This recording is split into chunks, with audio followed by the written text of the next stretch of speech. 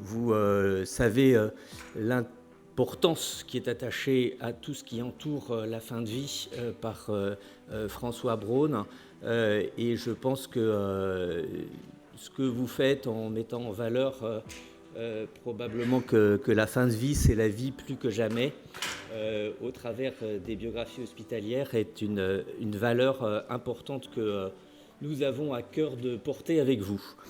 C'est tout ce que je voulais vous dire et du coup je vous souhaite et nous vous souhaitons un super colloque et une très bonne journée. Bonjour tout le monde. Bonjour. J'ai une histoire, je suis une histoire et je suis un nom. J'ai le pouvoir de me nommer et j'ai le pouvoir de nommer l'autre, de l'appeler à l'existence. Donc nommer l'autre, c'est proclamer que cette personne existe. Je m'appelle Kabutang Nezibeni, Zolo Munyenga Mpasu, Mukwanda Boa Munyenvwa, Omri Chomba Chibongani Munya, Nyenvwa Kabandi Banyana, Anbajunda Kibabanda Banda, Kabuta Malembele le Chidiabana Bakatodi, Kabuta Malembele le Chidiabana Bakatodi. Ça veut dire que dans mon nom, il y a même des chansons, chers amis. Je proviens d'une culture où on pense qu'il est possible de changer ce discours intime. Il est important régulièrement de s'arrêter, de créer des rituels pour se reconstituer. Moi, j'utilise plutôt la reconfiguration, mais je suis tellement d'accord avec Jean Kabouta. L'esquisse, retrouver son élément de la nature avec lequel on est arrivé au monde. Donc voilà ce qu'est la biographie hospitalière. Donc proposer à des personnes très gravement malades de se raconter et puis de recevoir eux-mêmes ou un proche au sein d'une équipe, c'est très important, au sein d'une équipe, le livre de leur histoire. De plus en plus de gens pensent aujourd'hui, et j'avoue que je suis sensible à cet argument, que le propre de l'homme, c'est sa capacité à se raconter des histoires. Et si je devais définir mon métier, c'est vrai, souvent je dis que ce qui s'approche le plus de mon métier, c'est le métier de conteur. Moi, je raconte des histoires. Et puis, mon métier, c'est pas seulement d'être conteur. Souvent, j'ai l'impression d'être un peu traductrice, une capacité à interpréter, à traduire, à faire des ponts entre des mondes. Et puis, il y a un autre élément de mon métier qui m'est très cher, c'est que, en réalité, je suis aussi un peu concierge. En fait, je suis la personne qui est là pour s'assurer que la porte reste un peu ouverte. La jonction entre des gens, la jonction entre des temps, la jonction entre des mondes. Et c'est particulièrement vrai dans les cycles de vie, que ce soit d'ailleurs la naissance, les unions ou les morts. C'est un moment où la mort, c'est un moment où la porte est un peu ouverte entre des mondes. Et il ne faudrait pas qu'elle soit complètement close. Il faut qu'il y ait du passage. Et ce qui m'a beaucoup touché lorsque Valéria est venue au théâtre me raconter en fait toute l'aventure des passeurs, c'est que je me suis dit, en fait, ces gens qui sont en train de mourir et qui racontent leur vie en témoignage à un proche ou à quelqu'un qui l'écoute, qui va ensuite remettre ça en livre, c'est comme si le cercle pouvait enfin se refermer entre tout ce que nous avons été au sein de notre existence. Nous avons été un et plusieurs, et tout à coup, par ce récit et par cet objet mystérieux, où je raconte ma vie qui est mise en texte, la poésie prend toute sa place. Et c'est pour ça que je trouve que c'est très très important que ces gens, que cette démarche-là soit considérée comme un soin et que du coup elle soit en effet prise en charge, financée, parce qu'à ce moment-là, le financement devient symboliquement une reconnaissance à part entière de l'acte médical qui passe par la parole et la poésie. Le soin est un acte poétique, du coup, évidemment.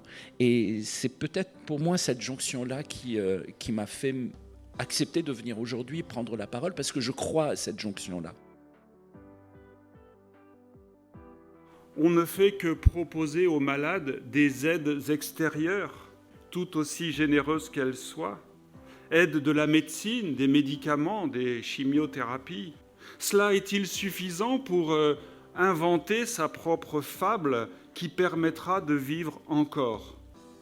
Finalement, cela est-il suffisant pour assumer sa fin de vie et peut-être la réenchanter, voire la réanimer? Alors, quand dans ma petite tête j'ai tout ça, et que je vois un malade, eh bien, c'est là que je lui propose la biographie.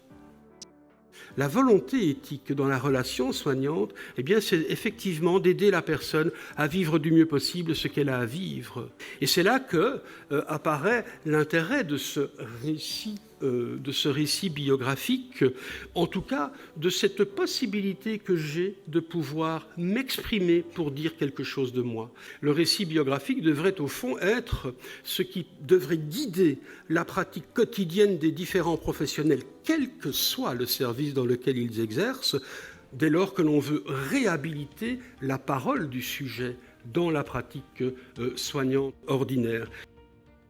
Ce que je vois aussi, c'est que le biographe hospitalier, il fait du bien au patient et à sa famille, mais il fait aussi du bien aux soignants.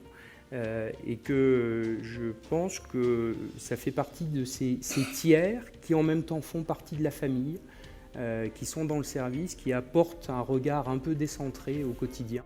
Et c'est vraiment cette posture particulière qu'on a. On est à la fois dedans et dehors. On a à la fois pas de blues, mais on peut être soignant. Voilà. Et donc je crois que c'est vraiment cette posture qui permet en fait de toujours naviguer en fait entre une posture professionnelle et une posture humaine.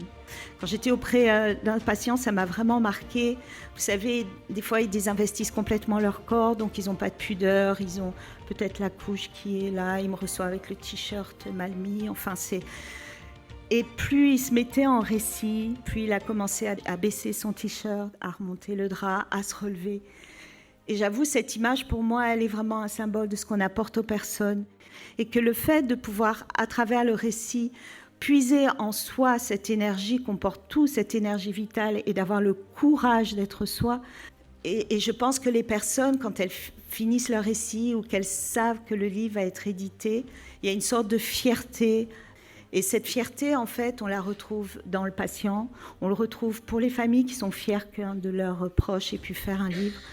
Et les équipes sont fières d'avoir un biographe et de pouvoir défendre leurs valeurs. Voilà, je suis Magali et je suis fière d'avoir un beau métier qui s'appelle la biographie hospitalière. Merci à l'association et aux financeurs d'avoir permis ce soin offert à titre gratuit à ma mère et à d'autres. On ne peut qu'espérer que cette pratique soit soutenue et prenne de l'ampleur. Merci, portez-vous bien et donnez-nous de vos nouvelles. À bientôt. Merci.